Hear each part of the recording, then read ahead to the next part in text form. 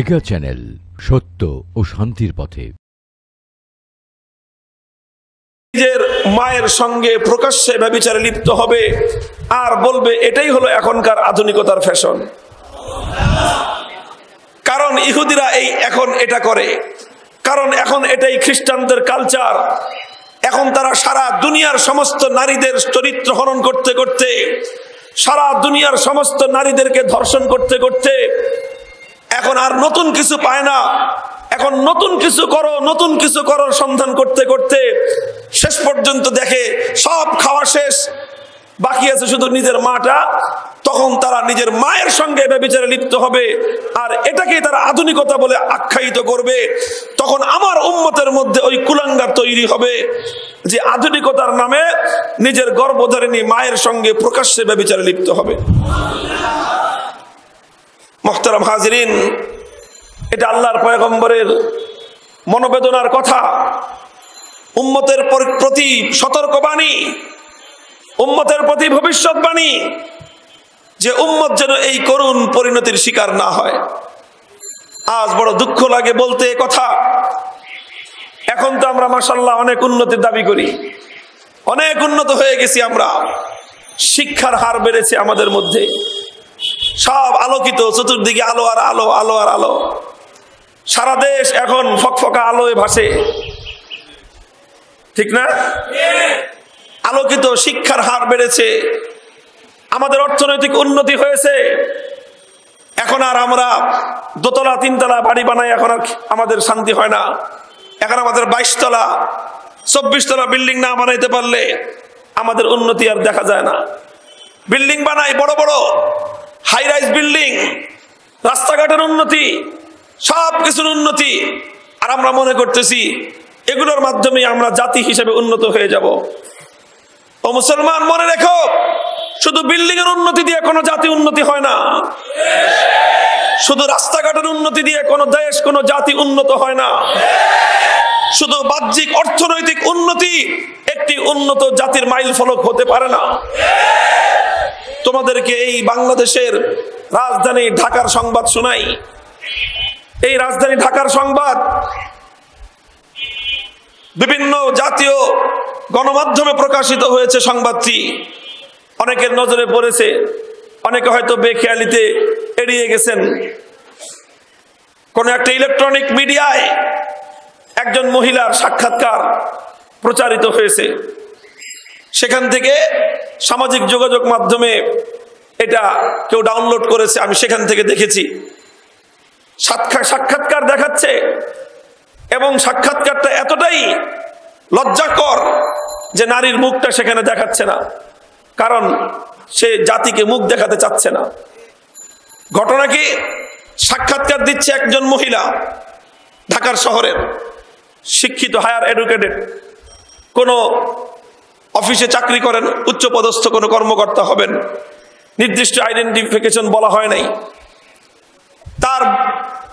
তিনি বাষ্পরুদ্ধ কণ্ঠে, কান্নাজনিত কণ্ঠে অভিযোগ করছেন একটা হাসপাতাল থেকে, যে হাসপাতালে তিনি তার মেয়েকে নিয়ে এসেছেন চেক আপ করানোর জন্য। ঢাকার শহরের নামি দামি একটা হাসপাতাল, হাসপাতালে তার মেয়েকে চেক আপ করতে এনেছেন। কি বিষয়?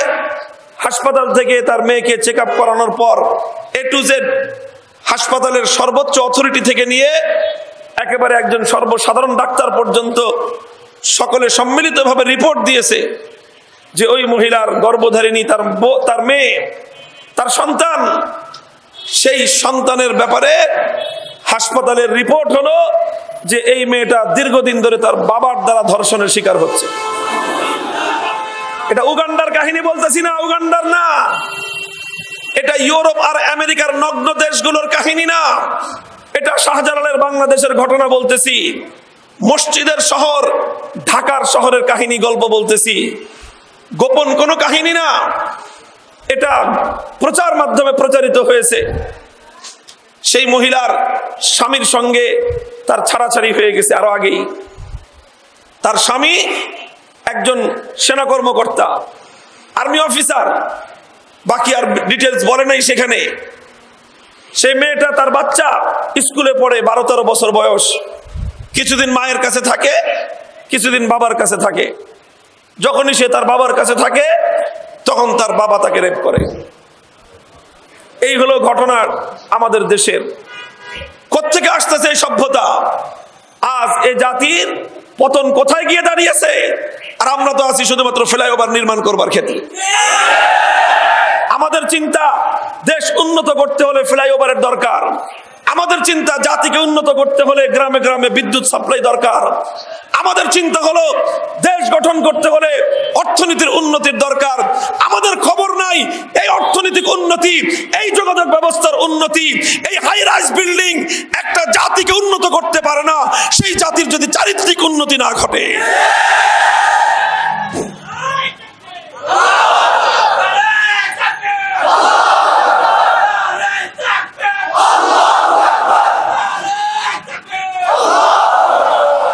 মোহতারাম হাজিরিন, কথাগুলো এই জন্য বললাম, এত কথা এখানে আমার বলার ইচ্ছা ছিল না, কথায় কথা এসে যায় এজন্য বলেছি। আজ এজন্য আমি তোমাদেরকে একটা আহ্বান জানাতে চাই, হে যুব সমাজ, বিশেষ করে তোমরা একটু জাগ্রত হও, সচেতন হও। যেই ধারায় চলছে জাতি, উম্মত যেদিকে পথ চলছে, এই সর্বহারা উম্মতের সর্ববিনাশী এই পথ থেকে উম্মতকে রক্ষা করতে হবে। জাতিকে উদ্ধার করতে হবে এই পতনের অতল গহ্বর থেকে।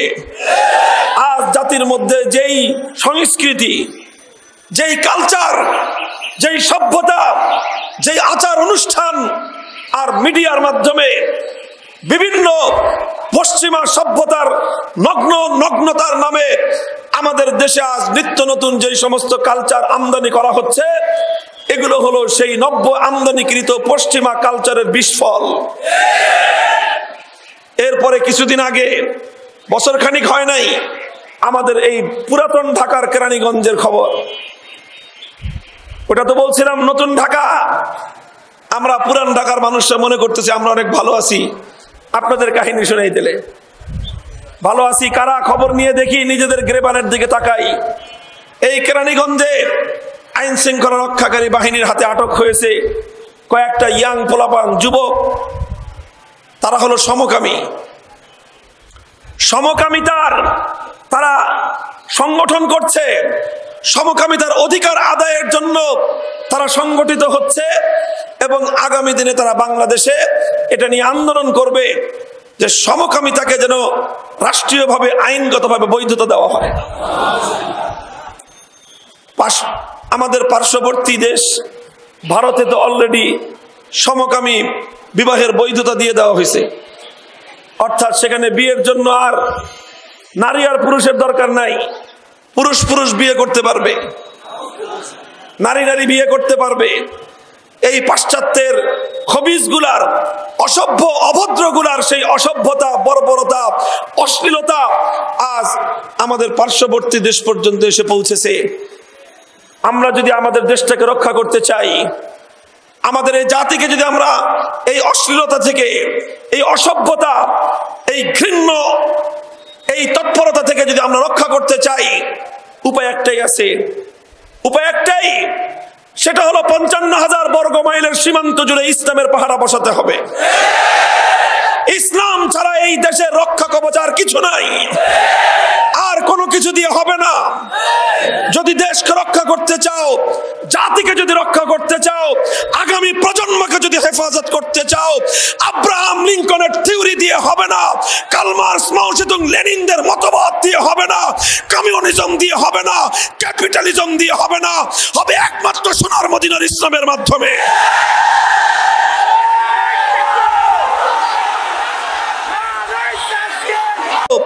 তাদের আগ্রাসী মনোভাব এবং তাদের সর্বগ্রাসী রূপ দেখে আমরা অনেকেই মনে করছি যে আজ বুঝি আর পশ্চিমা বিশ্বের তাদের করাল গ্রাস থেকে মুক্তির আমাদের বুঝি কোনো রাস্তা নাই।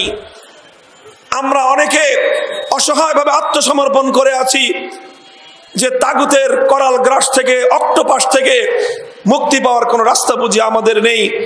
আমরা অনেকে হতাশ হয়ে পড়েছি যে মনে হয় এই জমিনে আর আল্লাহর দিন কায়েম হবে না। শামসুল হক ফরিদপুরি রহমতুল্লাহ আলাইহি কত চেষ্টা করে গেলেন, পারলেন না। মুফতি দ্বীন মুহাম্মদ রহমতুল্লাহ আলাইহি চেষ্টা করে গেলেন, পারলেন না। হাফিজ জি হুজুর রহমতুল্লাহ আলাইহি তওবার রাজনীতির ডাক দিয়ে গোটা দেশ আলোড়িত করে গেলেন, পারলেন না। শাইখুল হাদিস রহমতুল্লাহ আলাইহি যুগের পর যুগ সাধনা করে গেলেন, পারলেন না। মুফতি ফজলুল হক আমিনী রহমতুল্লাহ আলাইহি জান কোরবান করে দিয়ে গেলেন, পারলেন না। কাজী আর কি সম্ভব? আমি সেই সমস্ত হতাশাগ্রস্ত মানুষগুলোকে বলতে চাই যে আমাদের এই সমস্ত পূর্বসূরীদের আত্মদান, তাদের ত্যাগ এবং কোরবানি বৃথা যাবার নয়। তারা আমাদের জন্য একটা বেস তৈরি করে গিয়েছেন, একটি বুনিয়াদ তারা তৈরি করে গিয়েছেন, একটি ফাউন্ডেশন তারা তৈরি করে গিয়েছেন। সেই বুনিয়াদের উপর দাঁড়াও, ওঠো, হাতে হাত রাখো, মুষ্টিবদ্ধ স্লোগানে খোদার আকাশ বাতাস প্রকম্পিত করে উঠো। তোমার স্লোগানে এই দেশ থেকে সমস্ত তাগুতের কবর রচিত হবে ইনশাআল্লাহ।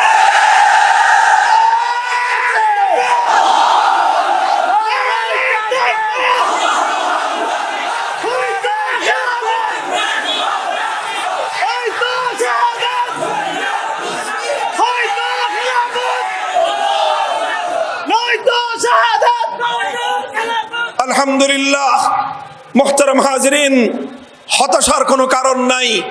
একটা কথা আমাকে আর তোমাকে মনে রাখতে হবে, রাত যত গভীর হতে থাকে ঘোর অমানিসার অন্ধকার কিন্তু বাড়তেই থাকে। অন্ধকার ঘনীভূত হতে থাকে, অন্ধকারের মাত্রা শুধু বাড়তেই থাকে। কিন্তু রাতের গভীরতায় অন্ধকারের ঘোর অমানিসা যত বাড়তেই থাকুক না কেন, কিন্তু যারা সত্যাশ্রয়ী, যারা আশাবাদী মানুষ, তারা আশায় বুক বাঁধতে থাকে। রাত যত গভীর হতে থাকে সকালের সূর্যোদয়ের অভ্যুদয় তত ঘনিষ্ঠ হতে থাকে। রাত যত গভীর হতে থাকে সূর্যোদয়ের সময় তত সন্নিকটে আসতে থাকে। ইনশাআল্লাহ আজ অসভ্যতা, বর্বরতা তার চূড়ান্ত স্তরে উপনীত হয়ে গেছে। আজকে অসভ্যতা, অশ্লীলতা তার চূড়ান্ত স্তরে উন্নীত হয়ে গিয়েছে। তাগুত এবং বাতিলের জুলুমের অপশাসন এটা চূড়ান্ত পর্যায়ে পর্যন্ত পৌঁছে গেছে। এরপরে ইনশাআল্লাহ শুরু হবে ঘুরে দাঁড়ানো। এরপরে নতুন দিনের সূর্যের উদয় হবে এবং সেই নতুন সূর্যোদয় হবে ইসলামের নামে। নতুন যেই সূর্যটা উঠবে সেই সূর্যটা আল্লাহু আকবারের ধ্বনিতে উঠবে ইনশাআল্লাহ। আলহামদুলিল্লাহ, আল্লাহর পয়গম্বরের বিভিন্ন হাদিস, কোরআনের আয়াত, ইসলামী ইতিহাসের অনেক নিদর্শনের আলোকে এ কথা তো আমরা অত্যন্ত আশাবাদের সঙ্গে বলতে পারি যে ইনশাআল্লাহ ইসলামের বিজয় অতি সন্নিকটে। শুধু আমার দেশে নয়, সারা দুনিয়ার এক প্রান্ত থেকে আরেক প্রান্ত পর্যন্ত, উত্তর থেকে দক্ষিণ মেরু পর্যন্ত, পশ্চিম থেকে পূর্ব প্রান্ত পর্যন্ত ইসলামের বিজয় অতি সন্নিকটে ইনশাআল্লাহ। এমন একটা দিন আসবে সারা দুনিয়া জুড়ে কালেমার পতাকা উড়বে এবং পূর্বাভাস পাওয়া যাচ্ছে যে সেই দিন আর খুব বেশি দূরে নয়। কথাগুলো বেশি আবেগী মনে হইতেছে না? কেউ মনে করতে পারে যে এগুলো আবেগের কথা, কেউ মনে করতে পারে এগুলো মিথ্যা আশ্বাসের কথা, কেউ মনে করতে পারে এগুলো গলার জোরের কথা, কেউ এটাও মনে করতে পারে যে হুজুর ফাপন নিতেছে। মনে করলে করতে পারে, কেউ এটা নিয়ে বিদ্রুপ করতে পারে, আড়ালে আড্ডালে গিয়ে কেউ এটা নিয়ে হাসাহাসি করতে পারে, বলতে পারে যে সারা দুনিয়ায় মুসলমানরা মার খেতে খেতে, সারা দুনিয়ায় মুসলমানরা মার খেতে খেতে মরণাপন্ন। দুনিয়ার 1 ইঞ্চি জায়গায় যেখানে ইসলাম এবং মুসলমান নিরাপদ নাই, সেই সময়ে হুজুর সারা দুনিয়ায় ইসলামের বিজয়ের গালগল্প শোনায়। কেউ বিদ্রুপ করতে পারেন, আমাদের এই কথাগুলো নিয়ে কেউ হাসাহাসি করতে পারেন। তাহলে তাদের সদয় অবগতির জন্য আমরা কথা বলতে চাই যে এই ধরনের সংবাদ ইসলামের পক্ষ থেকে এটাই সর্বপ্রথম দেওয়া হচ্ছে তা নয়। ইতিহাস পড়ুন, আল্লাহর কোরআনের ইতিহাস, ইতিহাস পড়ুন আল্লাহর পয়গম্বরের হাদিসের ইতিহাস, ইসলামের 1000 বছরের ইতিহাস পড়ুন। এই ধরনের সংবাদ অতীতে ইসলামের পক্ষ থেকে বহুবার দেওয়া হয়েছে এবং প্রতিবারই তখনকার সময়ের ইসলাম বিদ্বেষীরা উপহাস করেছিল, ওরা টিপ্পনি কেটেছিল। কিন্তু ইতিহাস প্রমাণ করে যে ইসলাম এবং মুসলমানদের কোনো কথা, আল্লাহর কোরআন এবং ইসলামী ইতিহাসের কোনো কথা মিথ্যা হয় নাই। ইতিহাসের কিছু ধারাবাহিকতা আমি আপনাদের সম্মুখে উপস্থাপন করি এই কথার বাস্তবতা প্রমাণ করবার জন্য।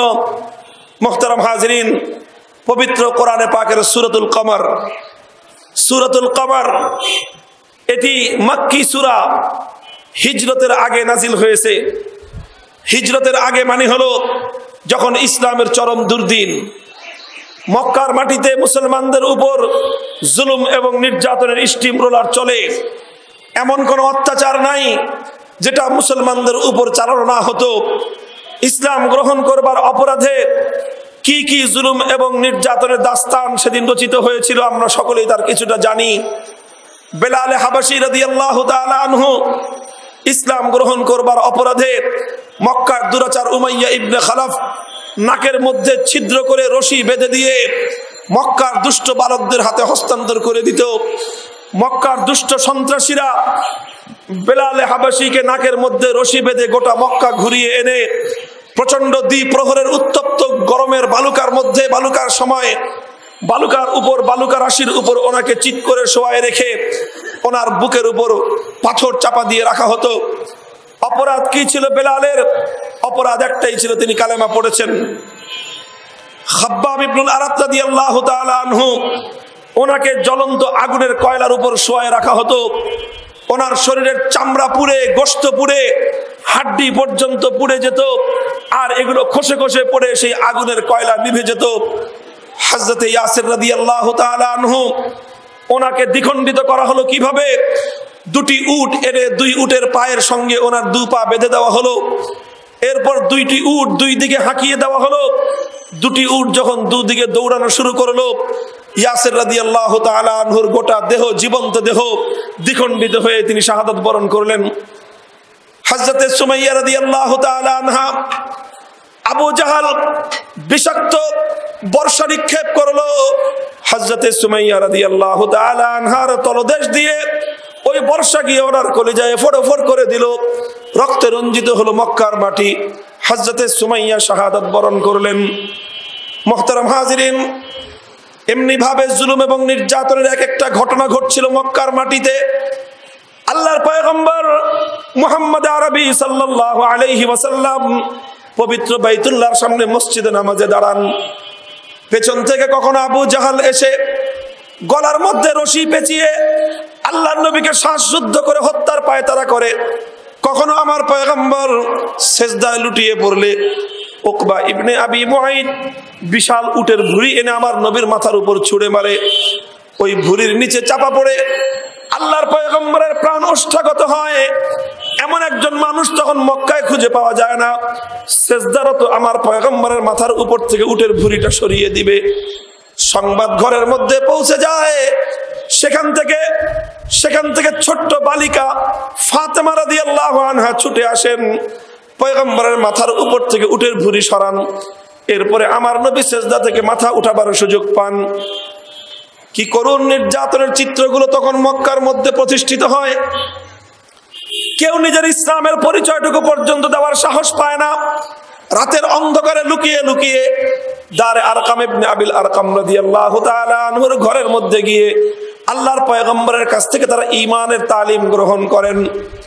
হযরতে জাফর ইবনে আবি তালেব রাদিয়াল্লাহু আনহুর নেতৃত্বে 70 জন সাহাবায়ে কেরাম সমুদ্র পাড়ি দিয়ে হাবাসায় গিয়ে তারা আশ্রয় গ্রহণ করেন। গোটা মক্কার মাটি যখন এমন জুলুম এবং নির্যাতনের এক মৃত্যুপুরী, যখন মুসলমানরা নিজেদের ধর্ম পরিচয় দেওয়ার সাহস পায় না, ও দোস্ত ঠিক ওই সময়ে আল্লাহর কোরআনের আয়াত নাজিল হলো সূরাতুল কমরের মধ্যে। আমার আল্লাহ বললেন, সাইয়ুহজামুল জামউ ওয়া ইউওয়াল্লুনাদ দুবুর, সাইয়ুহজামুল জামউ ওয়া ইউওয়াল্লুনাদ দুবুর। আমার আল্লাহ বললেন, ওগো বেঈমানের দল, আবু জাহাল, উতবা, শাইবা, ওয়ালিদ ইবনে মুগীরা, মক্কার অত্যাচারী দুরাচারের দল, জুলুম করছিস আর কয়েকটা দিন করে নে, অত্যাচারের স্টিম রোলার চালাচ্ছিস আর কয়েকটা দিন চালিয়ে নে। সেদিন অত্যাসন্ন এমন একটা দিন অতি নিকটেই আসতেছে। সাইয়ুহজামু, অল্প কয়েক দিনের ব্যবধানে এই চিত্রটা পরিবর্তন হয়ে যাবে। এমন একটা দিন আসবে যেদিন এই মক্কার দুর্বল বেলাল, খাব্বাব, আম্মার বিন ইয়াসিরদের হাতে এমন মার খাবি যে তাদের হাতে মার খেয়ে মক্কার শীর্ষ সন্ত্রাসীরা পালানোর পথ পর্যন্ত তোরা খুঁজে পাবি না।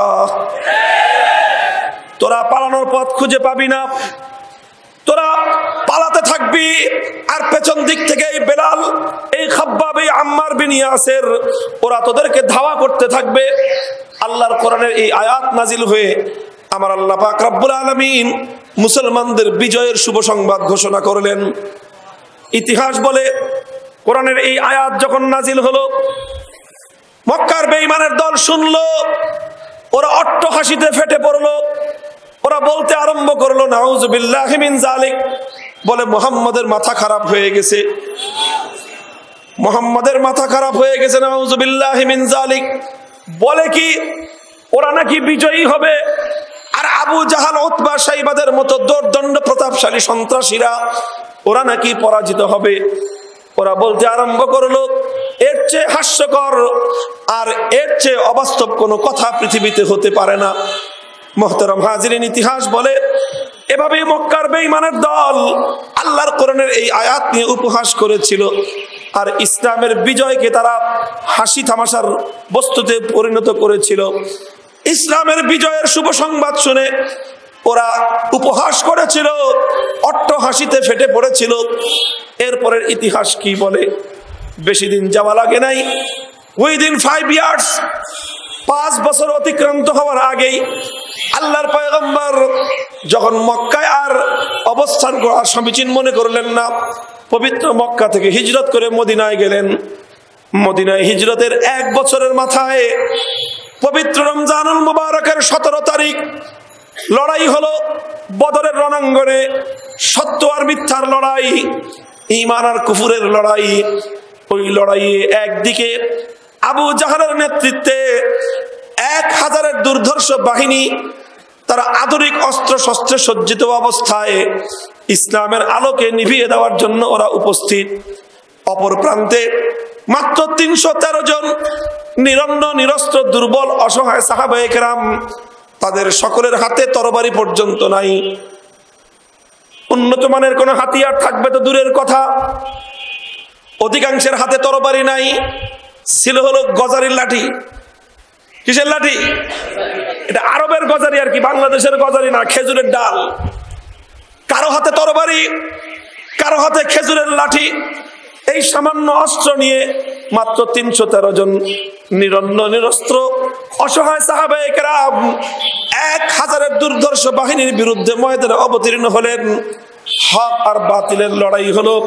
মুহতারাম হাজিরিন, ইতিহাস সাক্ষী, আল্লাহর কোরআন সাক্ষী, একদিন অতিক্রান্ত হওয়া লাগে নাই, সকালবেলা যুদ্ধ শুরু হয়েছে, বিকাল আসার আগেই এই পৃথিবীর আসমান আর জমিন দেখেছে আবু জাহাল, উতবা, শাইবা, ওয়ালিদ ইবনে মুগীরা সহ মক্কার শীর্ষ 70 সন্ত্রাসী, মক্কার দোর্দণ্ড প্রতাপশালী 70টা সন্ত্রাসী সবগুলো চিৎপটাং হয়ে মাটির মধ্যে পড়ে আছে, সবগুলো মাটির মধ্যে ধরাশায়ী হয়ে আছে।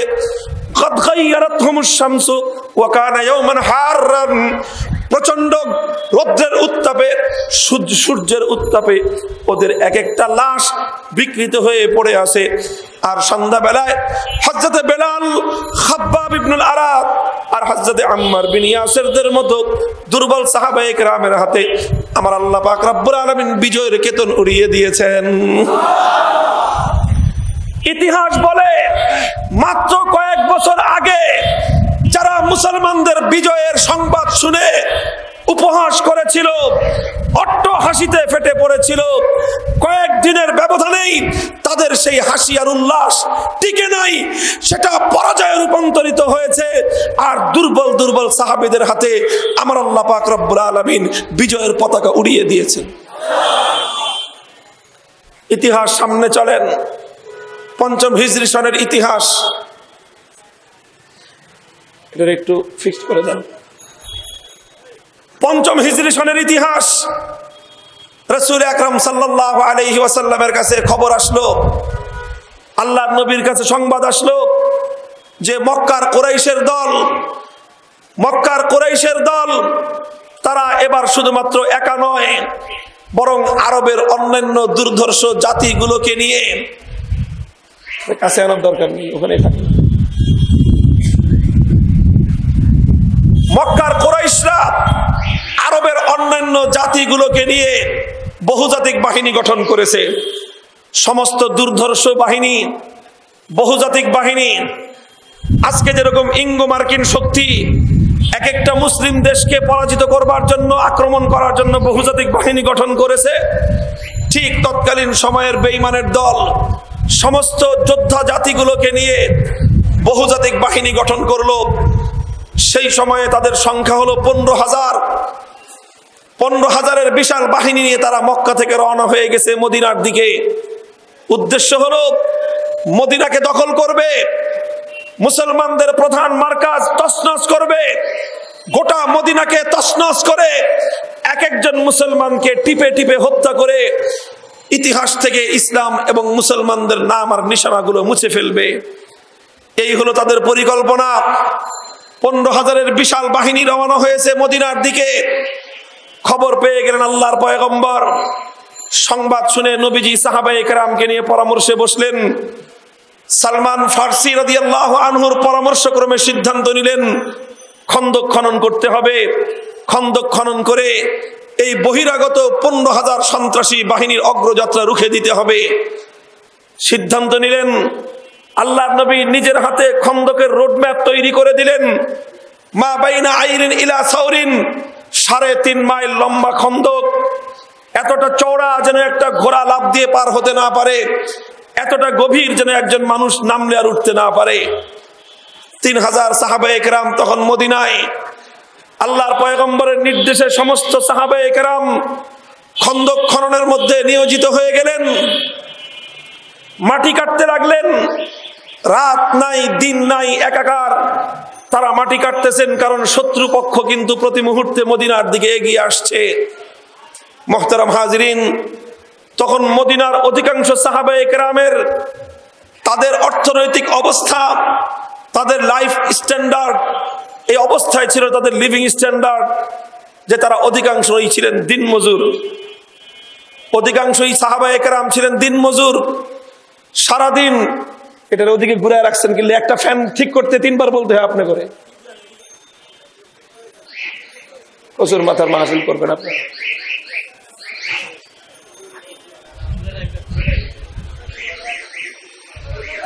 চেয়ার একটা রাখছেন, বাতাস লাগে না, ফ্যানটারে ঘুরে রাখছেন ওদিকে। 3 বার পেলাম, এরপর সোজা করতে পারলেন না ফ্যানটারে। আপনার এদিকে মনোযোগ দেন। মুহতারাম হাজিরিন, বলতেছিলাম অধিকাংশ সাহাবায়ে কেরাম তখন দিনমজুর, তারা দরিদ্র গরিব। তারা সারাদিন মদিনার বাজারে মিনতিগিরি করেন, বোঝা মাথায় উঠান। বোঝা মাথায় করে সামান্য যৎসামান্য আয় উপার্জন হয়। সেই উপার্জনের পয়সা দিয়ে সন্ধ্যাবেলায় বাজার সদাই করে বাড়িতে আনলে তারপরে চুলায় রান্না আগুন ধরে। এই হলো সাহাবায়ে কেরামের তখন অর্থনৈতিক অবস্থা। মুসলমান, ইতিহাস পড়ো। আজকে তো আমাদেরকে শোনানো হয় যে আমরা অর্থনৈতিকভাবে দুর্বল, এই জন্য আমরা মার খাচ্ছি। আমাদের আরো ধনী হতে হবে, আরো টাকা কামাই করতে হবে। টাকা কামাই করে অর্থ দিয়ে মুসলমানরা দুনিয়া জয় করেছে, ঘোড়ার ডিম। ইতিহাস মুসলমানদের জানতে হবে, পড়তে হবে আমাদের। সাহাবায়ে কেরাম তখন দরিদ্র ছিলেন, অর্থনৈতিক ততটা সমৃদ্ধি ছিল না। ওই অবস্থায় সাহাবায়ে কেরাম, আল্লাহর নবীর পক্ষ থেকে হুকুম আসলো খন্দক খনন করতে হবে। রাত নাই দিন নাই, একাধারে মাটি কাটা চলছে। সাহাবায়ে কেরামের আয় রোজগার বন্ধ, চুলায় রান্না হয় না, চুলা বন্ধ। 1 দিন 2 দিন 3 দিন পর্যন্ত অনেক সাহাবী এরকম দিন অতিক্রান্ত হতে লাগলো। খাবার দাবার বলতে কিছুই নাই।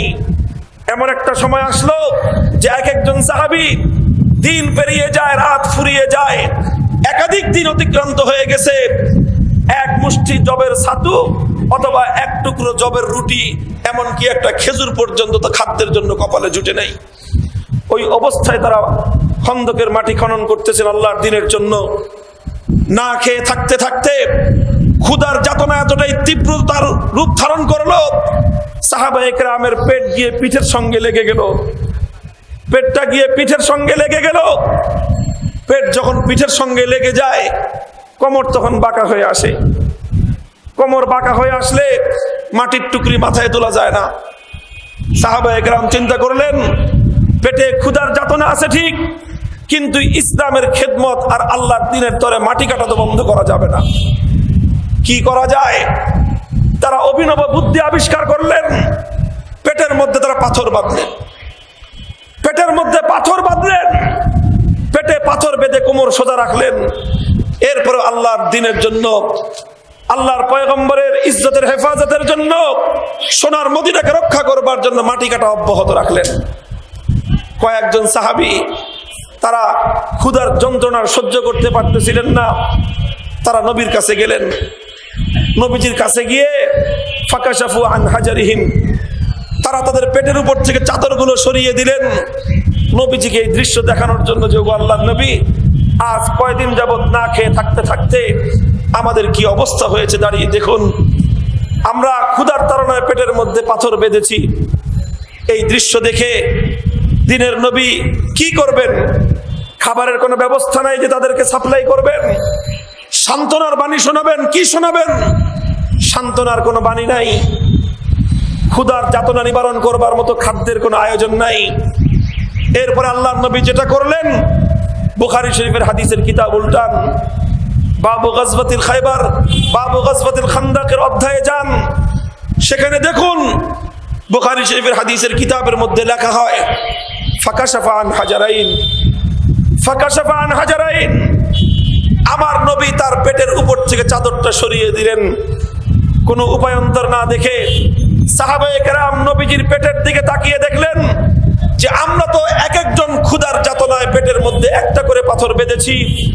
সাইয়্যিদুল কাউনাইন, দো জাহানের সরদার, নবী আরবি, সাইয়্যিদুল আম্বিয়া মুহাম্মদুর রাসূলুল্লাহ সাল্লাল্লাহু আলাইহি ওয়াসাল্লাম ক্ষুধার যাতনায় নিজের পেটে দুটি পাথর বেঁধে রেখেছেন।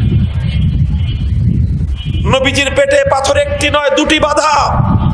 হে দুনিয়ার নেতৃত্ব, যারা নেতৃত্ব দিতে চাও, নেতাগিরি করতে চাও, ভালো জিনিস নেতাগিরি করো, কিন্তু নেতাগিরি করবার আগে নেতৃত্বের কোয়ালিটি তোমাকে অর্জন করতে হবে। আল্লাহর পয়গম্বরের কাছ থেকে নেতৃত্বের আদর্শ শেখো। নেতৃত্বের সর্বোচ্চ আদর্শ হলো কর্মীরা, সাধারণ জনগণ যখন 2 দিন না খেয়ে থাকবে, তখন তাদের নেতাকে 4 দিন না খেয়ে থাকতে হয়। এটাই হলো নবী আকরাম মুহাম্মদ আরবি সাল্লাল্লাহু আলাইহি ওয়াসাল্লামের নেতৃত্বের কোয়ালিটি। যখন সাহাবায়ে কেরামের পেটে 2টি করে পাথর বাঁধা, আল্লাহর নবী তখন ঘরের দরজা বন্ধ করে মুরগির রান টানেন না, নবীজির পেটে তখন 2টি পাথর বাঁধা। এই দৃশ্য দেখে সাহাবায়ে কেরাম তারা সকলেই নিজেদের ক্ষুধার যন্ত্রণার কথা ভুলে গেলেন যে এই যদি হয় আমাদের নবীর অবস্থা, তাহলে এই দ্বীনের জন্য আমাদের কতটুকু ত্যাগ আর কোরবানি করা দরকার। সেই প্রেরণা নিয়ে সাহাবায়ে কেরামের কণ্ঠে দীপ্ত বাণী উচ্চারিত হলো। সাহাবায়ে কেরাম শপথের বাণীতে বলিয়ান হলেন। তারা নবীজিকে আশ্বস্ত করলেন, নাহনুল্লাযীনা বায়াউ মুহাম্মাদা আলাল জিহাদি মা বাকিনা আবাদা। ওগো আল্লাহর নবী, আমরা শপথ করলাম যতদিন পর্যন্ত এ দেহে প্রাণ আছে, শুধু পেটে পাথর নয়, যদি কল্লা কাটায় দিতে হয় আপনার দ্বীনের জন্য আপনার সমস্ত সাহাবায়ে কেরাম মাথার কল্লা কাটায় বুকের রক্ত দিয়ে আপনার দ্বীনকে জিন্দা করতে প্রস্তুত। বলতেছিলাম খন্দকের কথা। কিছুক্ষণ পর নবীজির কাছে সংবাদ আসলো, খন্দক যেখান দিয়ে খনন করা হচ্ছে সেখানে এক জায়গায় আরাজাত কুদিয়াতুন শাদীদা, বিশাল একটা পাথরের টুকরা।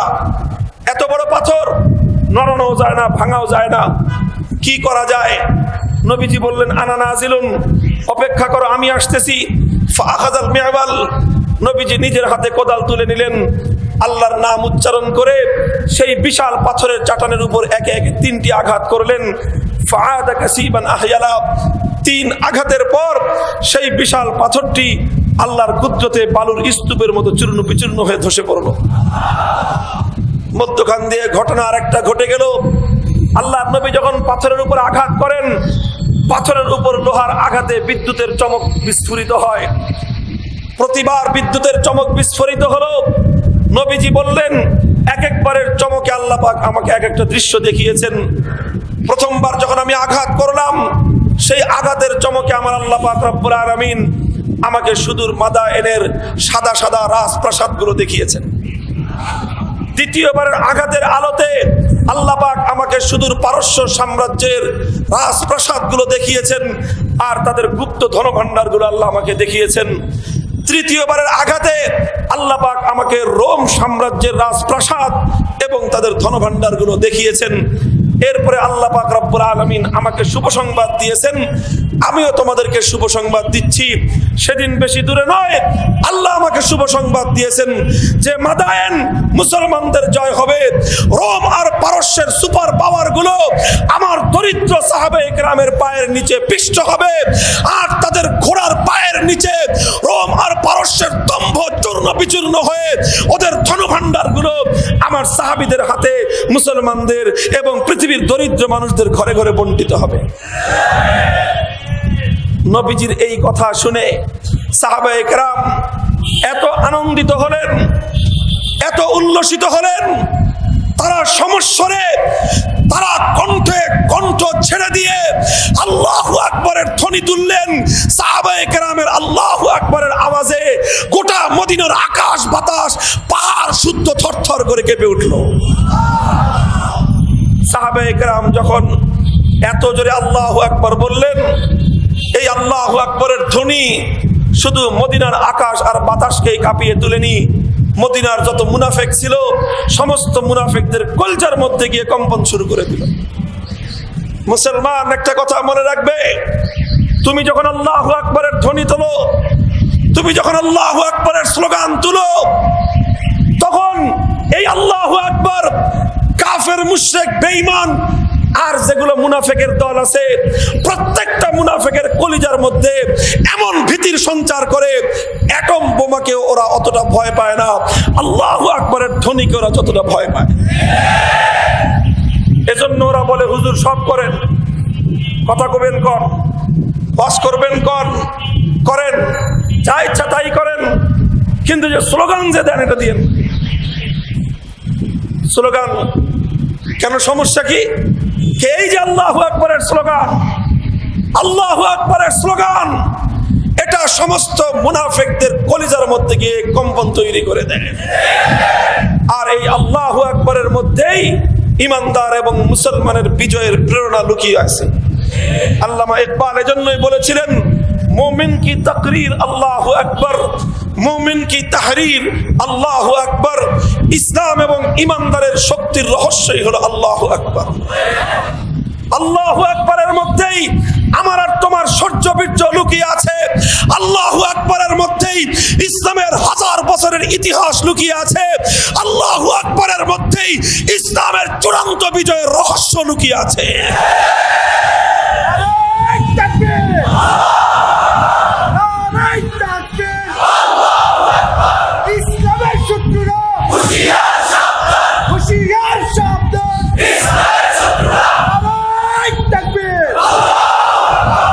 এই জন্য খবরদার, সব ছেড়ে দিবা কিন্তু আল্লাহু আকবার ছাড়বা না। ইমানদার আল্লাহু আকবারের স্লোগান কোন মুহূর্তেও ছাড়তে পারে না। এটি আল্লাহর পয়গম্বরের স্লোগান।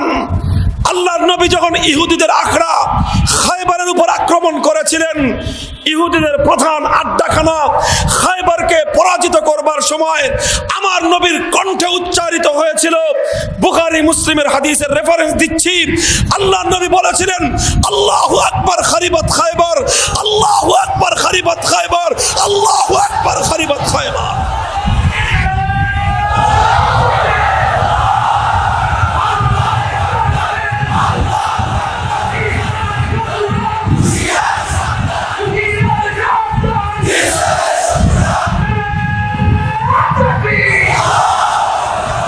তোমরা মনে রাখবে, কোন ইমানদারের সামনে যখন কোন গায়রুল্লাহর জয়ধ্বনি উঠে, কোন ইমানদারের সামনে যখন কোন গায়রুল্লাহর বরত্বের আওয়াজ উঠে, তখন কোন ইমানদারের জন্য সেটা নীরব নিস্তব্ধ হয়ে চুপ করে শোনা বৈধ হতে পারে না। নীরব থাকা সেখানে বৈধ হতে পারে না। বুখারী শরীফের হাদিসের কিতাব উল্টাও, বাবু গজওয়াতি উহুদের হাদিস উল্টাও। আমার নবী যখন উহুদের ময়দানে, ইতিহাস আমরা সকলে কম বেশি জানি, উহুদের রণাঙ্গনে আল্লাহর নবীর উপর দিয়ে বিপদের কি তুফান প্রবাহিত হয়েছিল। আল্লাহর নবীর মাথা ভেঙেছিল, মাথার লোহার টুপি চোয়ালের হাড় ভেঙে মাথার ভিতরে ঢুকে পড়েছিল, রক্তে রঞ্জিত হয়ে আল্লাহর নবীর সারা শরীর ভেসে গিয়েছিল, রক্ত পড়তে পড়তে আমার নবী বেহুশ হয়ে মাটির মধ্যে পড়ে গিয়েছিলেন উহুদের রণাঙ্গনে। 70 জন সাহাবায়ে কেরাম শাহাদাত বরণ করেছিলেন। অধিকাংশ সাহাবায়ে কেরাম মারাত্মক ইনজুরি ছিল, ক্ষতবিক্ষত ছিল তাদের দেহ। অধিকাংশ সাহাবায়ে কেরাম জমিনের মধ্যে বেহুশ হয়ে পড়ে আছেন। যুদ্ধ স্থগিত হয়ে গেছে। একদিকে মুসলমানেরা আল্লাহর নবীকে কেন্দ্র করে জড়ো হয়ে, অপরদিকে মক্কার কাফেরের দল। শীর্ষ নেতা হলো তখন তাদের আবু সুফিয়ান। আবু সুফিয়ান কণ্ঠ উচ্চ করে চিৎকার করে প্রশ্ন করলো, আফিল কওমি মুহাম্মদ, হে মুসলমান, তোমাদের নেতা, তোমাদের আমির, তোমাদের নবী মুহাম্মদ বেঁচে আছে? নবীজি সকলকে বললেন, নাই কিছু বলিস না, দেখি কি কয়। আবু সুফিয়ান দ্বিতীয়বার প্রশ্ন করলো, আফিল কওমি ইবনু আবি কুহাফা, হে মুসলমান, তোমাদের সেকেন্ড ইন কমান্ড মুহাম্মাদের প্রধান সহযোগী আবু বকর বেঁচে আছে? নবীজি বললেন, চুপ থাক, কিছু বলিস না, দেখি কি কয়। 3 নম্বর প্রশ্ন করলো, আফিল কওমি ইবনুল খাত্তাব, তোমাদের 3 নম্বর ব্যক্তি ওমর বেঁচে আছে? রাসূল সাল্লাল্লাহু আলাইহি সাল্লাম বললেন, কিছুই বলো না, দেখি কি কয়। তখন আবু সুফিয়ান বলল, ইন্না হাউলাই কাদ মাতু লাউ কানু আহইয়া আলা আজাবু। বড় উল্লাস হয়ে, বড় আনন্দিত হয়ে সে বলল, মুহাম্মদ, আবু বকর, ওমর সব মরে গেছে, কারণ তারা বেঁচে থাকলে এখন জবাব দিত। মুহতারাম হাজিরিন, আল্লাহর নবী কিছুই বললেন না, নীরব হয়ে শুধু শুনলেন।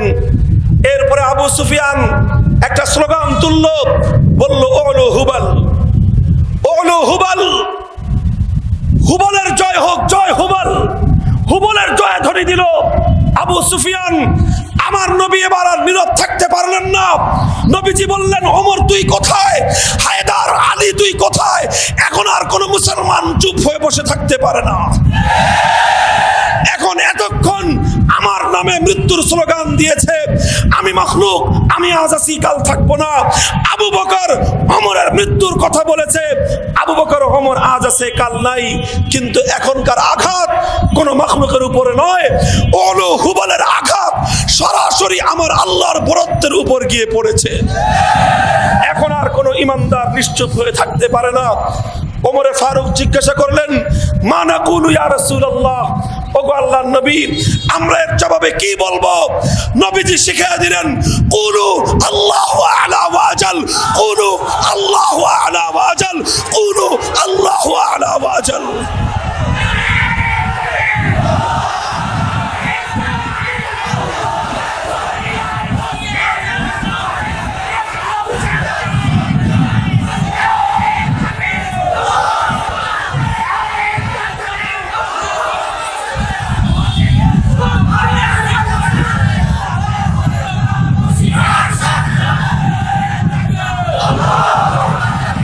নবীজি সাহাবায়ে কেরামকে ওই অবস্থায় শিক্ষা দিলেন, যখনই তোমার সামনে ওলু হুবালের স্লোগান আসবে, যখনই তোমার সামনে কোন গায়রুল্লাহর মতবাদের বিজয়ের স্লোগান আসবে, যখনই আল্লাহর আসমান আর জমিনের মধ্যখানে আল্লাহর চেয়ে অন্য কারো বরত্বের স্লোগান তুমি শুনবে, তখন হে মুমিন, তোমার শরীরের সমস্ত শক্তিগুলো তোমার কণ্ঠে একত্রিত করে মুষ্টিবদ্ধ হাতগুলো আসমানের দিকে ছুঁড়ে মেরে তোমার একটাই স্লোগান হবে, আসমান আর জমিনের মধ্যে সবচেয়ে বড় কে?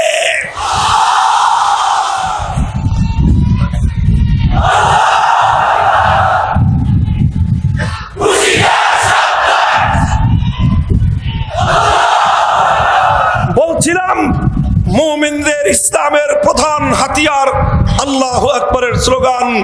মুসলমানদের শৌর্য বীর্যের মূল রহস্য হলো আল্লাহু আকবার।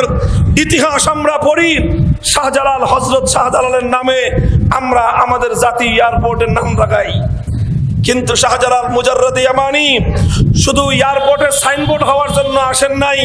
শাহজালাল মুজাররদে ইয়ামানি সুদূর আরব থেকে বাংলার মাটিতে ছুটে এসেছিলেন একটা আদর্শ নিয়ে। কি ছিল আদর্শ? ইতিহাস বলে শাহজালাল মুজাররদে ইয়ামানি গৌর গোবিন্দের জুলুমের পতন ঘটানোর জন্য এসেছিলেন। গৌর গোবিন্দ শাহজালালের আগমনের বার্তা শুনে শাহজালাল যেন গৌর গোবিন্দের রাজ্যে প্রবেশ করতে না পারে সমস্ত পথগুলো সে রুদ্ধ করে দিয়েছিল। উত্তাল তরঙ্গে প্রবাহিত সুরমা নদী পাড়ি দিয়ে গৌর গোবিন্দ গোবিন্দের রাজ্যে প্রবেশ করতে হতো, তিনি যেন গৌর গোবিন্দের সেই সুরমা নদী পাড়ি দিয়ে তার রাজত্বে প্রবেশ করতে না পারেন, সমস্ত নৌযান, খেয়া, এমনকি ডিঙ্গিগুলো পর্যন্ত অপসারণ করেছিল। শাহজালাল মুজাররদে আমানি এসে যখন দেখলেন একটা খেয়া নাই, একটা নৌকা নাই, এমনকি একটা ডিঙ্গি পর্যন্ত নাই, উত্তাল তরঙ্গে প্রবাহিত হচ্ছে সুরমা নদী, কিভাবে গৌর গোবিন্দের রাজ্যে যাবেন? ইতিহাস বলে শাহজালাল মুজাররদে আমানি রহমতুল্লাহি আলাইহি সুরমার উত্তাল তরঙ্গের উপর জায়নামাজ বিছিয়ে দিয়ে সেই উত্তাল তরঙ্গ পাড়ি দিয়ে গৌর গোবিন্দের সীমান্তে পৌঁছে যান। গৌর গোবিন্দের সীমান্তে দাঁড়িয়ে শাহজালাল মুজাররদে আমানি কোনো বুলেট ছুড়ে মারেননি, কোনো কামান দাগাননি, কোনো বোমা ছুড়ে মারেননি। মুজাররদে আমানি রহমতুল্লাহি আলাইহি গৌর গোবিন্দের সীমান্তে দাঁড়িয়ে আল্লাহু আকবরের আওয়াজ তুলেছিলেন। আর শাহজালালের সেই তাকবীর ধ্বনিতে গৌর গোবিন্দের রাজ সিংহাসন এমন ভাবে থরথর করে কেঁপে উঠেছিল যে গৌর গোবিন্দ পেছন দরজা দিয়ে পালিয়ে যেতে বাধ্য হয়েছিল। আল্লাহর জমিনে আল্লাহর দ্বীনের বিজয় প্রতিষ্ঠিত হয়েছিল আল্লাহু আকবরের ধ্বনির বরকতে। কাজে ইমানদার সব ছাড়তে পারো, আল্লাহু আকবরের ধ্বনি কোনোদিনও ছেড়ে দেবে না। কথা ঠিক না বেঠিক? বলতেছিলাম তোমাদেরকে খায়বারের কথা, তোমাদেরকে খন্দকের কথা। আমার নবী যখন সংবাদ দিলেন তোমাদের পারস্য জয় হবে, তোমাদের রোম সাম্রাজ্য জয় হবে, মাদায়েন জয় হবে, সাহাবায়ে কেরাম আনন্দের আতিশয্যে আল্লাহু আকবরের তাকবীর ধ্বনি দিয়ে গোটা মদিনাকে কাঁপিয়ে তুললেন। মুনাফিকের দল সব দৌড়ে আসলো, ঘটনা কি খন্দকের পারে কি হয়েছে? এসে জিজ্ঞাসা করলো, কিরে তোরা এত জোরে আল্লাহু আকবর কস কেন? আমাদের কলিজা কাঁপে, আমাদের তো কলিজা কাঁপে, তোরা একটা আস্তে বলতে পারস না? কয় ঘটনা কি হয়েছে নাকি? এত জোরে আল্লাহু আকবার কারণটা কি? 3 দিন ধরে না খেয়ে রয়েছ, পেটের মধ্যে পাথর বান্ধা, শক্তি পাস কই? কি কর? ইমানদারের না খেয়ে থাকলে শক্তি শেষ হয়ে যায় না, ইমানি শক্তি থাকে বুকের মধ্যে। বলল যে আল্লাহু আকবার এত জোরে বললি কেন, কি ঘটেছে? সাহাবায়ে কেরাম বললেন, নবীজি আমাদেরকে শুভ সংবাদ দিয়েছেন। কিসের সংবাদ? কয় রোম সাম্রাজ্য আমাদের পায়ের নিচে পিষ্ট হবে, পারস্য সাম্রাজ্য তাদের দম্ভ চূর্ণ বিচূর্ণ হবে, মাদায়েনের রাজপ্রাসাদগুলোর মাথার উপর কালেমার পতাকা উড়বে। এই কথা যখন ওরা শুনছে, ওরা ও এই কাহিনী, ওরা বিদ্রুপ করতে আরম্ভ করলো, হাসাহাসি করতে আরম্ভ করলো। বললো গাছাখড়ি কথা আর পাস না, এর চেয়ে হাস্যকর কথা আর কি হতে পারে? মাটি কাটার কামলার দল, পকেটে পয়সা নাই, লেবার রেখে মাটি কাটবি, নিজেরা চাকরি বাকরি বাদ দিয়ে মাটি কাটতেছো, 3 দিন ধরে না খেয়ে আসো, এক বেলা খাবার জোগাড়ের মতো সামর্থ্য তোমাদের নাই, মাটির কামলাগিরি করো, পেটে পাথর বাঁধো, আর স্বপ্ন দেখতেছো রোম আর পারস্য জয় করবা। জানো রোম পারস্য কি জিনিস? রোম আর পারস্য হলো তৎকালীন পৃথিবীর সুপার পাওয়ার। আজকের পৃথিবীতে আমেরিকা এবং রাশিয়ার যেই ক্ষমতা, ওই যুগে রোম এবং পারস্যের সেম ক্ষমতা ছিল। সাহাবায়ে কেরাম আল্লাহর পয়গম্বরের ভবিষ্যৎবাণীর উপর তাদের এমনটাই আস্থা এবং বিশ্বাস ছিল, যেমন নিজেদের স্বচক্ষে কোনো দৃশ্য দেখলে যতটা বিশ্বাস করে, নবীর কথার উপর তার বিশ্বাস তাদের এর চেয়ে আরো বেশি ছিল। বেঈমানের দল উপহাস করেছিল, বিদ্রুপ করেছিল, আর বলেছিল এগুলো শুধু ফালতু কথা, এগুলো তোদের আবেগের কথা, এগুলো তোদের মিথ্যা প্রতিশ্রুতি, এগুলোর কিছুই হবে না। মুহতারাম হাজিরিন, এরপরের ইতিহাস কি বলে? এরপরের ইতিহাস কি বলে? খান্দক যুদ্ধের পরে আমার নবী 5 বছর জীবিত ছিলেন।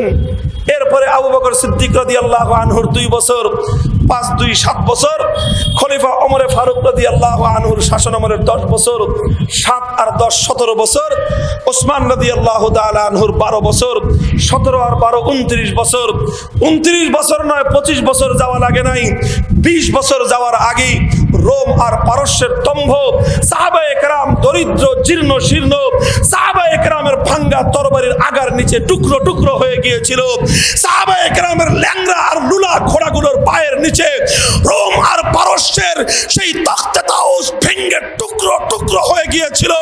রোম আর পারস্যের সেই ভক্তস্তূপের উপর ইসলামের হেলালি নিশান উড়েছিল।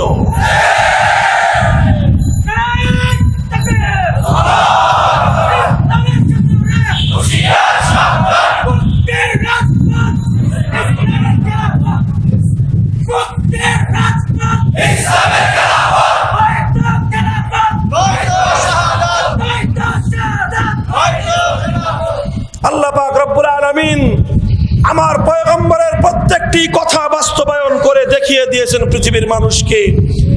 আমি ইতিহাস থেকে আরো অনেকগুলো রেফারেন্স দিতে পারবো, সময়ের অভাবে এত দীর্ঘ কথা বলবার সময় নাই। অধৈর্য আসবে আপনাদের। কথা যেটা বলবার জন্য এই দীর্ঘ ইতিহাস আমি আপনাদেরকে শোনালাম। আমার নবী যতগুলো ভবিষ্যৎবাণী করেছেন, নবীজি বলেছিলেন আমার উম্মতের একটি দল সমুদ্র পাড়ি দিয়ে, সমুদ্রের উত্তাল তরঙ্গ পাড়ি দিয়ে অপর প্রান্তে গিয়ে ইসলামের বিজয়ের পতাকা উড়াবে। আল্লাহর পয়গম্বরের ইন্তেকালের মাত্র নবীজির ইন্তেকালের 23 থেকে 24 বছরের মাথায় হযরত ওসমান রাদিয়াল্লাহু তাআলা আনহুর খেলাফতকালে আমিরে মুআবিয়া রাদিয়াল্লাহু তাআলা আনহুর হাতে গঠিত মুসলিম নৌবাহিনী সমুদ্র পাড়ি দিয়ে সাইপ্রাস পর্যন্ত গিয়ে ইসলামের পতাকা উড়িয়ে এসেছেন। আমার নবীর ভবিষ্যৎবাণী অসত্য হয় নাই। আরেকটা ভবিষ্যৎবাণীর কথা আমি আপনাদেরকে শোনাই। আমার নবী এক হাদিসের মধ্যে ঘোষণা করেছেন আমার উম্মতের মধ্যে একটি দল হবে। নবীজি সেই দলটির ভূয়সী প্রশংসা করে বলেছেন নি'মাল জাইশু জাইশান, সেই দলটি হবে খুব ভালো। সেই দলের একজন আমির হবেন নি'মাল আমিরু আমিরান, সেই আমির হবে বড় ভালো। তাদের হাতে আল্লাহ পাক রব্বুল আলামিন সুদূর ইউরোপের কুস্তুনতুনিয়ায় ইসলামের পতাকা ওড়াবেন। কুস্তুনতুনিয়া হলো আজকের ইস্তাম্বুল, তুরস্কের রাজধানী। নবীজি বলে গিয়েছিলেন তুরস্কের রাজধানী ইস্তাম্বুলের মাথার উপর কালেমার পতাকা উঠবে। আল্লাহর নবী এই ভবিষ্যৎবাণী করে চলে গেছেন। এরপরে খেলাফতে রাশেদার 30 বছর গেল, খেলাফতে বনু উমাইয়ার কয়েকশো বছর গেল, খেলাফতে বনু আব্বাসিয়ার শত শত বছর অতিক্রান্ত হয়ে গেল, দীর্ঘ 800 বছর অতিক্রান্ত হলো। অনেক মুসলিম নেতৃবৃন্দ, অনেক মুসলিম কমান্ডার, তারা বীর পুরুষ নবীর ভবিষ্যৎবাণী বাস্তবায়ন করবার জন্য তুরস্কে অভিযান পরিচালনা করেছেন, কিন্তু কুস্তুনতুনিয়া জয় করতে পারেননি। কারণ ইতিহাস বলে এই তুর্কি জাতি এরা খুব দুর্ধর্ষ এক জাতি, যোদ্ধা জাতি, এদেরকে সহজে কেউ পরাভূত করতে পারে না। এরা শৌর্য বীর্যের দিক থেকে ঐতিহাসিক এক জাতি। কিন্তু আমি আপনাদের কাছে প্রশ্ন করতে চাই, এরা যতই বীরত্বপূর্ণ হোক না কেন, এদের যতই শৌর্য বীর্য থাকুক না কেন, আমার নবীর ভবিষ্যৎবাণী বাস্তবায়িত হবে কি হবে না? নবীজির ইন্তেকালের 850 বছরের মাথায় সুলতান দ্বিতীয় মুরাদের ঘরে জন্ম নেওয়া একজন সন্তান, ইতিহাস বলে যার নাম ছিল সুলতান মুহাম্মদ আল ফাতেহ বিন মুরাদ। সুলতান মুহাম্মদ বিন মুরাদ আল ফাতেহ, সেই মুহাম্মদ ফাতেহ মাত্র 27 বছর বয়সে কুস্তুনতুনিয়ার অভিযান পরিচালনা করেছেন এবং কুস্তুনতুনিয়ায় আল্লাহর পয়গম্বরের ভবিষ্যৎবাণী বাস্তবায়িত হয়েছিল এবং ইস্তাম্বুলের আকাশে কালেমার পতাকা উড়েছিল। এরপরের দীর্ঘ ইতিহাস, এরপরে তো কুস্তুনতুনিয়া ইসলামের গৌরবের ইতিহাস, তুরস্কের মাটি ইসলামের শৌর্য বীর্যের ইতিহাস। তুরস্কের মাটি থেকে একসময় সালতানাতে ওসমানিয়া, খেলাফতে ওসমানিয়া পরিচালিত হতো, আর সেই তুর্কি খেলাফতে ওসমানিয়া সারা দুনিয়ার মুসলমানদেরকে নেতৃত্ব দিত। প্রায় 450 থেকে 500 বছর পর্যন্ত সেই তুরস্ক থেকে সারা উম্মতে মুসলিমাকে নেতৃত্ব দেওয়া হয়েছিল। সারা উম্মতে মুসলিমা সেই খেলাফতে ওসমানিয়ার নেতৃত্বে ঐক্যবদ্ধ ছিল। মুসলমানদের খেলাফত ছিল, একটু গভীর মনোযোগ দিয়ে আমার এই কথাটা বুঝেন, একটি খেলাফত ছিল মুসলমানদের, আর সেই খেলাফতের খলিফা ছিলেন খেলাফতে ওসমানিয়ার খলিফা। সেই খেলাফতকে কেন্দ্র করে উম্মত ঐক্যবদ্ধ ছিল। ইহুদি আর খ্রিস্টানরা চিন্তা করলো এই মুসলমানদের ঘাড় মটকায় রক্ত খাওয়া লাগবে, কিভাবে সম্ভব? যদি মুসলমানদের ঘাড় মটকায় রক্ত খাওয়া লাগে, খেতে হয়, তাহলে সর্বপ্রথম মুসলমানদের উপর থেকে এই খেলাফতের ছায়া এটা উঠিয়ে ফেলতে হবে।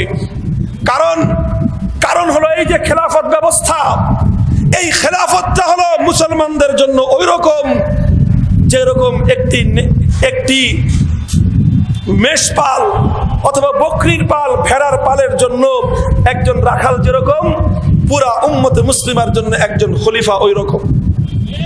লক্ষ্য করে দেখবেন, বকরির পাল, মেষপাল, ভেড়ার পাল, হাজার হাজার ভেড়া, যদি একজন রাখাল থাকে সব সুশৃঙ্খল থাকে, নিয়ন্ত্রণে থাকে, কন্ট্রোলে থাকে। আর যদি একজন রাখাল না থাকে, হাজার হাজার এই ভেড়া বকরি সব বিশৃঙ্খল হয়ে যায়। ওই নেকড়ের ওই পালের উপর নেকড়ের আক্রমণ হয়। নেকড়ে বাঘ, নেকড়ে কিন্তু রয়্যাল বেঙ্গল টাইগারের মতো এত বড় না। চিড়িয়াখানায় যেয়ে দেখবেন একটা নেকড়ে বাঘ একটা রাম ছাগলের চেয়ে ছোট।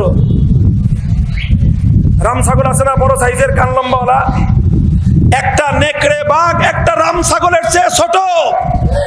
কিন্তু একটা নেকড়ে বাঘ যখন একটা মেষপালের উপর হামলা চালায়, একটা নেকড়ে বাঘ যখন হাজার হাজার বকরির পালের উপর হামলা চালায়, এক নেকড়ের হামলায় হাজার হাজার মেষ আর বকরিগুলো দিক বিদিক ছোটাছুটি করতে আরম্ভ করে। আর ওই নেকড়ে বাঘটা ওর চেয়ে বড় রাম ছাগলের ঘাড় মটকায় রক্ত খায়। মুহতারাম হাজিরিন, এটা এই নেকড়ে কখন করতে পারে? যখন ওই ছাগলের পালের মধ্যে কোনো রাখাল নাই, ওই মেষ পালের যখন কোনো রাখাল না থাকে, তখন একটা নেকড়ের আক্রমণে গোটা পাল, ছাগলের পাল, মেষ পাল ছিন্ন ভিন্ন হয়ে যায় আর ওদের ঘাড় মটকায় রক্ত খায় ছোট্ট একটা নেকড়ে বাঘ। যখন মুসলমানদের ঘাড় মটকায় রক্ত খাওয়ার পিপাসা জাগলো এই জায়নবাদী ইহুদিদের, যখন মুসলমানদের ঘাড় মটকায় রক্ত খাওয়ার স্বাদ জাগলো অত্যাচারী ইউরোপিয়ান আমেরিকান শক্তিগুলোর, ওরা তখন চিন্তা করলো মুসলমানদের ঘাড় মটকায় যদি রক্ত খেতে হয়, সর্বপ্রথম মুসলমানদের এই রাখাল সরাতে হবে, মুসলমানদের খেলাফত ধ্বংস করতে হবে। ষড়যন্ত্র শুরু করলো। ষড়যন্ত্র করতে করতে এমন একটা সময় আসলো, মুসলমানদের মধ্য থেকে মুসলিম নামধারী ইহুদি আর খ্রিস্টানদের কিছু পাঁচাটা কুকুর জন্ম নিল। ওদের দালাল আর গোলাম তৈরি হলো। ওই রকম একটা ইহুদি আর খ্রিস্টানদের পাঁচাটা কুকুরের নাম হলো মুসলিম বিশ্বের জঘন্যতম ক্রীড়নক, ইতিহাসের খলনায়ক, খেলাফত ধ্বংসকারী আর তুরস্কের মাটিতে তুর্কি জাতীয়তাবাদ এবং ধর্মনিরপেক্ষতাবাদের গোড়াপত্তনকারী কুখ্যাত কামাল আতাতুর্ক। এই কুখ্যাত কামাল আতাতুর্ক মুসলমান ইতিহাস তো আমরা পড়িও না, আর যেই কুলাঙ্গার আমাদের জন্য এত বড় কলঙ্কের ইতিহাস রচনা করলো, ঢাকার এই বনানীতে কামাল আতাতুর্ক এভিনিউ দিয়ে মুসলমানরা নিজেদের কপালের উপর নিজেরা কালি মাখে। এর চেয়ে লজ্জা, এর চেয়ে জঘন্য ঘৃণ্য আর কোনো ঘটনা উম্মতে মুসলিমার জন্য থাকতে পারে না। কামাল আতাতুর্ক 1924 সালে তুরস্ক থেকে খেলাফত ধ্বংস করে দিল, খেলাফত বিপন্ন করে দিল, বিলুপ্ত ঘোষণা করলো। উম্মতে মুসলিমা বিচ্ছিন্ন হয়ে গেল, তাদের আর কোনো রাখাল থাকলো না, তাদের ভাগ্যে আর কোনো খলিফা থাকলো না। মুসলমানরা বিক্ষিপ্ত হয়ে ভাগে ভাগে বিভক্ত হয়ে গেল। সারা দুনিয়ার মুসলমানরা অতীতের চেয়ে আরো বেশি ইহুদি আর খ্রিস্টানদের উপর নির্ভরশীল হয়ে গেল। আর ওরা এক একটা ছোট ছোট বেঈমান শক্তি, ইসরায়েলের মতো একটা নেকড়ে ভাগ, এত বড় বড় মুসলিম রাম ছাগলগুলোর ঘাড় মটকে রক্ত খাওয়া শুরু করলো। এই যে দেখেন না, সাদা সাদা জুব্বা গায়ে দেওয়া বড় বড় রাম ছাগল, এই সবগুলোর ঘাড় মটকে রক্ত খেতেছে এখন একটা ইসরায়েলি নেকড়ে বাঘ। কারণ মুসলমানদের কাছে খেলাফত নাই, এবং মুসলমানরা যেন আর কোনোদিন খেলাফত ফিরে পেতে না পারে, এর জন্য সমস্ত আয়োজনগুলো কামাল আতাতুর্ক সম্পন্ন করেছিল। যেই তুরস্কে প্রায় 600 বছর পর্যন্ত সালতানাতে ওসমানিয়া ছিল, সেই তুরস্ক থেকে ইসলামের নাম নিশানা এমন ভাবে মুছে ফেললো যেন আর কোনোদিন ইসলাম ফিরে আসতে না পারে। কি করলো সে? তুরস্ক থেকে সর্বপ্রথম আল্লাহর কোরআন বিলুপ্ত করবার পায়তারা করলো। একটা ঘোষণা দিল, তুর্কি ভাষা যেটা আগে আরবি অক্ষর দিয়ে লেখা হতো, কামাল আতাতুর্ক একটা সার্কুলার জারি করে তার ভাষার লেটারগুলো সে চেঞ্জ করে দিল। বলল এখন থেকে আর তুর্কি ভাষা আরবি অক্ষর দিয়ে লেখা হবে না, এখন থেকে তুর্কি ভাষা লেখা হবে ল্যাটিন অক্ষর দিয়ে। কেন? আরবি অক্ষর থাকলে সমস্যা কি? আরবি অক্ষর থাকলে সমস্যা হলো মুসলমানদের বাচ্চারা আরবি অক্ষর শিখবে আর আরবি অক্ষর দিয়ে তারা কোরআন পড়তে পারবে। বিদেশি ভাষা, আরবি ভাষা গোটা দেশে নিষিদ্ধ করে দিল। আরবি ভাষা নিষিদ্ধ হওয়ার কারণে কোনো মুসলমান কোরআন পড়তে পারে না।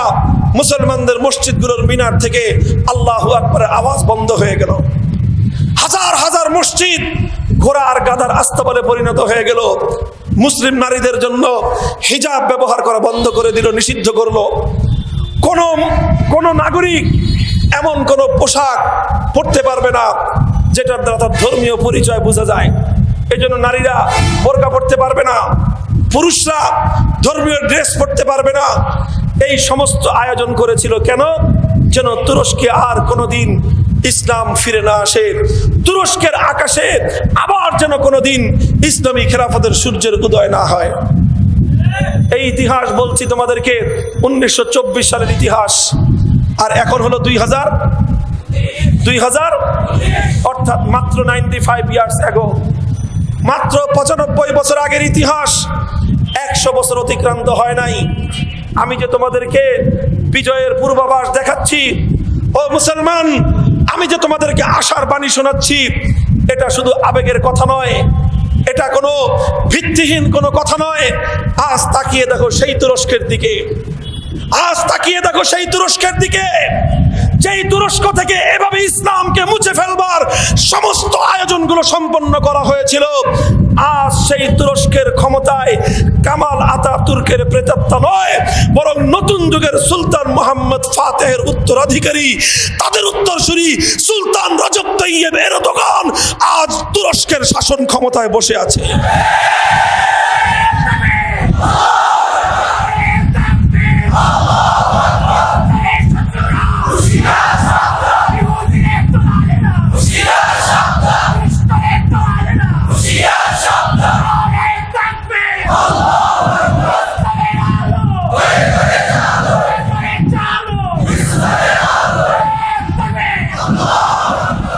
Who is Erdogan?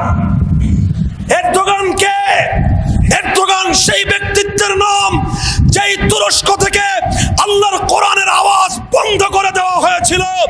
আজ সেই তুরস্কের রাজধানীতে, সেই তুরস্কের প্রেসিডেন্ট হাউসের সিংহাসনে বসে যখন সুললিত কণ্ঠে রজব তাইয়েব এরদোগান আল্লাহর কোরআনের তেলাওয়াত শুরু করে, সারা দুনিয়ার মানুষ মুগ্ধ হয়ে শুনতে থাকে।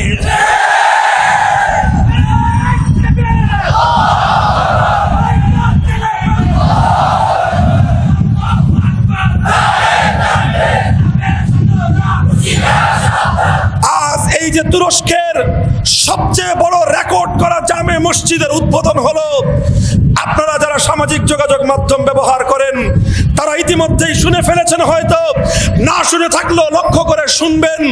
আজ সারা দুনিয়ার ইথারে ইথারে জামে মসজিদের মিনার থেকে সে দেশের রাষ্ট্রনায়ক উম্মতে মুসলিমার, দা হিরো অফ মুসলিম উম্মাহ রজব তাইয়েব এরদোগানের কণ্ঠে আজানের সুমধুর ধ্বনি প্রতিধ্বনিত হয়। মুহতারাম হাজিরিন, আজ সেই তুরস্ক কোথা থেকে কোথায় চলে এসেছে। তারা এমন একজন নেতা নির্বাচন করেছে, তারা আজ এমন একজন শাসক নির্বাচন করেছে যার কণ্ঠের তেলাওয়াত শুনলে যে কোনো মানুষ বিভ্রান্তিতে পড়ে যাবে। আমি কি কারি আব্দুল বাসেদের তেলাওয়াত শুনতেছি, না একজন রাষ্ট্রনায়ক রজব তাইয়েব এরদোগানের তেলাওয়াত শুনতেছি? যার কণ্ঠের আজানের ধ্বনি শুনলে হৃদয়টা জুড়িয়ে যায়, আর মনে হয় চিৎকার করে বলি, মুসলমানদের শাসক হও তো অন্তত এরদোগানের মতোই হওয়া চাই। কোরআনের তেলাওয়াত করবে, জাতি তোমার তেলাওয়াত মুগ্ধ হয়ে শুনবে। আর আমাদেরও আছে পেটের মধ্যে বোম মারলেও বিসমিল্লাহটা শুদ্ধ করে উচ্চারণ হয় না। চেঞ্জ করো, নেতৃত্বে চেঞ্জ আনো। আগামী দিনে জনগণ তোমাদের কাছে একটাই মানদণ্ড থাকবে, যে নাকি বিসমিল্লাহ শুদ্ধ করে উচ্চারণ করতে পারবে না, তোমরা তাদেরকে লাল কার্ড দেখায় বলবে মুসলিম জাতির নেতৃত্ব দেওয়ার কোনো অধিকার তোমাদের নাই। আগে কোরআন তেলাওয়াত শুদ্ধ করে আসো, আগে এরদোগানের মতো আজান শিখে আসো।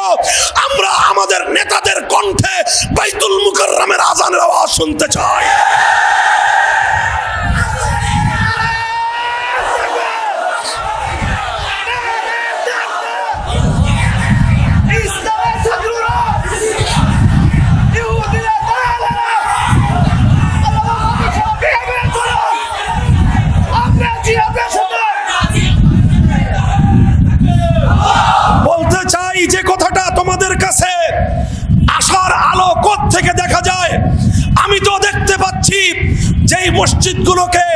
বছরের পর বছর, যুগের পর যুগ ঘোড়ার গাধার আস্তাবল বানানো হয়েছিল, যেই মসজিদের মিনারগুলো থেকে আল্লাহু আকবারের ধ্বনি বন্ধ হয়ে গিয়েছিল, আজ সেই মিনারগুলো থেকে আবার আজানের ধ্বনি প্রতিধ্বনিত হচ্ছে। আবার গোটা তুরস্কের জাতি, গোটা তুর্কি জাতি মুয়াজ্জিনের আজানের ধ্বনি শুনে পঙ্গপালের মতো মসজিদগুলোর দিকে ধাবিত হচ্ছে। রাষ্ট্রের পক্ষ থেকে ঘোষণা করা হচ্ছে, সানায়া প্রদেশের শাসক ঘোষণা করেছে, প্রাইমারি স্কুলের কোনো ছেলে যদি, কোনো বাচ্চা যদি একাধারে 40 দিন ফজরের নামাজ জামাতে পড়তে পারে, 41তম দিনে সরকারিভাবে ওর বাইসাইকেল দেওয়া হবে। স্কুলের পোলাপান সব ফজরের নামাজে তাকবীর উড়ায়, নামাজে তো গোটা দেশ সয়লাব। এগুলো কোনো কাল্পনিক কাহিনী বলতেছি না, নোবেল নাটকের গল্প বলতেছি না। যেই যুগে তোমাদেরকে শোনানো হয় একজন বারাক ওবামার গল্প, যেই যুগে তোমাদেরকে শোনানো হয় কিভাবে ইউরোপের রেভলিউশন হলো, যেই যুগে তোমাদেরকে শোনানো হয় ইউরোপীয় শিল্প বিপ্লবের গল্প, যেই যুগে তোমাদেরকে শোনানো হয় আমেরিকার মহাকাশ বিজয়ের গল্প, যেই যুগে তোমাদেরকে শোনানো হয় বাংলাদেশ স্যাটেলাইটের গল্প, যেই যুগে তোমাদেরকে শোনানো হয় পদ্মা ব্রিজ আর শুধুমাত্র উন্নয়নের গল্প, সেই যুগে আমি তোমাদেরকে বলছি মসজিদে ফজরের নামাজে প্রাইমারি স্কুলের ছাত্রদের বাপ ভাঙ্গা জোয়ারের গল্প। আর একটা আবদার রাখতে চাই,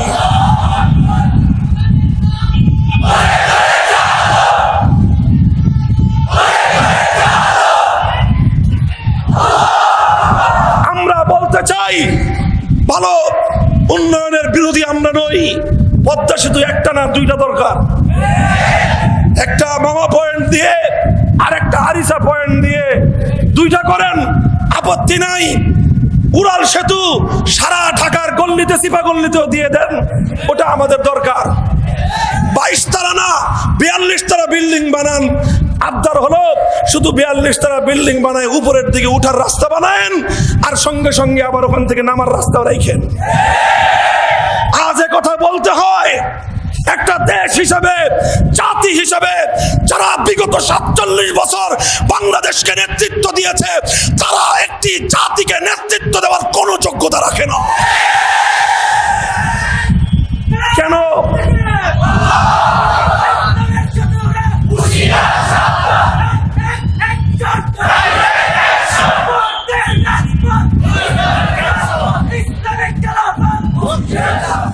কথা বলতে চাই, কথাগুলো আমাদেরকে বলতে হবে। এ কথা যদি আমরা না বলি বলবেটাকে? দায়িত্ব নিতে হবে। কেন চুরিহাট্টায় এভাবে অগ্নিকাণ্ডে এতগুলো মানুষ কেন মরবে? খালি আল্লাহর মাল আল্লাহ নিয়ে গেছে, এই ধরনের দায়িত্ব জ্ঞানহীন কথা বলে শাসক গোষ্ঠী কোনোদিনও দায় এড়াতে পারে না। কেন বনানীর এই ভয়াবহ অগ্নিকাণ্ডে কেন এত মানুষ মারা যাবে? কেন তাদের জন্য ভালো কোনো ফায়ার সার্ভিসের ব্যবস্থা করা যাবে না? কেন তাদেরকে উদ্ধার করা যাবে না? মানুষগুলো হাহাকার করতে থাকবে, সারা দুনিয়ার মানুষ দেখবে, আর সেই মানুষগুলো এভাবে 20 তলা বিল্ডিং এর উপর থেকে 10 তলা 12 তলার উপর থেকে নির্মমভাবে রাস্তায় পড়ে পড়ে মৃত্যুর কোলে ঢলে পড়বে। ওদের রক্তে আমার ঢাকার রাজপথ রঞ্জিত হবে। এই করুণ দৃশ্য দেখার আগে আমরা এই সমস্ত ক্ষমতাবান যারা বিগত 47 বছর ধরে বাংলাদেশকে